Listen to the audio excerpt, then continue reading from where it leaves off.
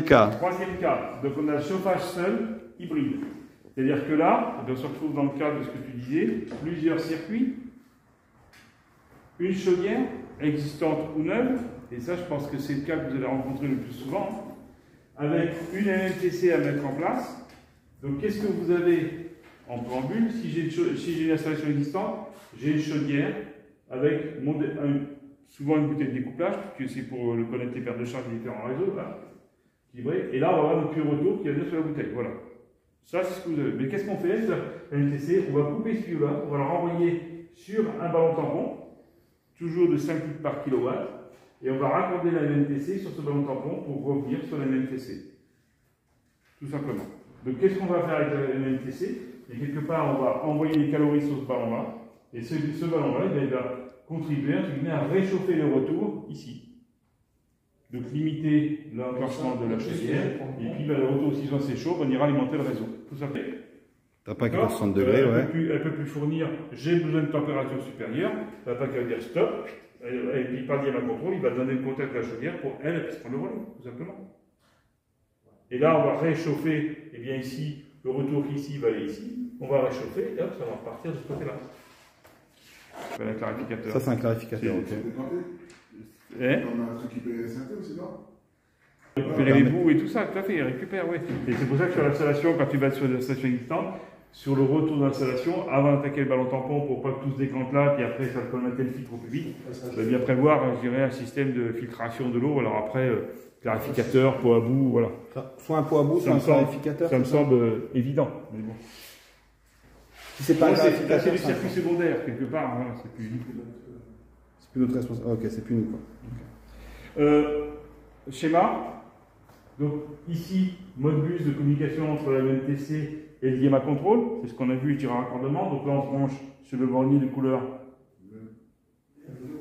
bleu, d'accord, et on se raccorde ici sur le DMA contrôle. Et du DMA contrôle, on va raccorder ici avec le diamatique évolution. Donc, parce que le DMA contrôle ne peut piloter qu'un circuit. On a vu tout à l'heure, quand on a un circuit, il suffit très bien. Dès qu'on a deux circuits, ben on ne peut plus. Il faut rajouter un VM diamatique évolution pour piloter les deux circuits qui vont être derrière. Et là, c'est un S-bus qui va communiquer entre les deux, sur lequel il y aura une terminaison pour que la boucle puisse bien se faire au niveau du bus et qu'on puisse bien remonter l'information. Et là, sur l'extérieur, on la met plus sur le DMA contrôle. Dans ce cas-là, on l'a mis sur le diamatique évolution. Lui, il est plus maître, c'est lui qui est maître, et lui, elle s'appuie d'esclave. Parce que c'est en fonction des besoins qu'on a ici que l'on va ouvrir les vannes et ainsi de suite, et lui, il va dire, on dit ma contrôle, attention, pilote la machine pour que moi, je puisse avoir ma température. Voilà dans le discours de ce qui va se passer. C'est DMA contrôle. Celui qui pilote la chaudière, c'est DMA contrôle. Il à la température, il va envoyer un contact pour que la chaudière nettoie. Voilà, et sur la chaudière, il faut qu'elle ait un contact sec. C'est pour ça qu'on a porté style chaudière IX. Enfin, CX ou autre. IX, c'est une chaudière de chez nous. Non, c'est une régulation Siemens. C'est ce que vous allez retrouver beaucoup en exploitation chaufferie. Et c'est pas une régulation diamatique évolution. Puisse démarrer, il y a plein de solutions pour démarrer. Ça, c'est enfin, pour moi, c'est le schéma que vous allez rencontrer peut-être le plus souvent. Donc là, sur les branchements électriques, vous retrouvez ici le DMA contrôle, de l'autre côté le diamatique évolution, et vous voyez bien qu'ici, il faudra bien mettre le contact terminaison, donc sur la filière J45, la connexion S-bus entre les deux, donc là, il y a bien la terminaison S-bus à mettre de chaque côté pour que le bus puisse communiquer. Donc c'est bien fourni à la petite pochette, la petite clé, c'est pas à mettre à la poubelle. D'accord. Circuit A, circuit B, et en rajoutant ici sur un bornier, on peut piloter un circuit C et un circuit auxiliaire. Donc un circuit auxiliaire, ça va être un circuit, je dirais que c'est une sortie globalement. Donc on peut gérer combien? C'est 3 circuits par dimatique VM, sachant qu'il dit VM, après on peut en mettre autant qu'on veut. C'est ça. Une petite assise circuit, pas que tu mets de diamètre.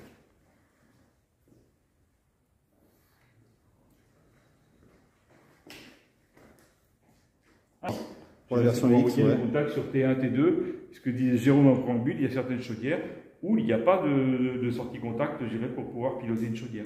Donc là, on est un petit peu embêté, quoi. D'accord. Notamment Wiesmann sur certains modèles et Buderus sur d'autres modèles, par exemple.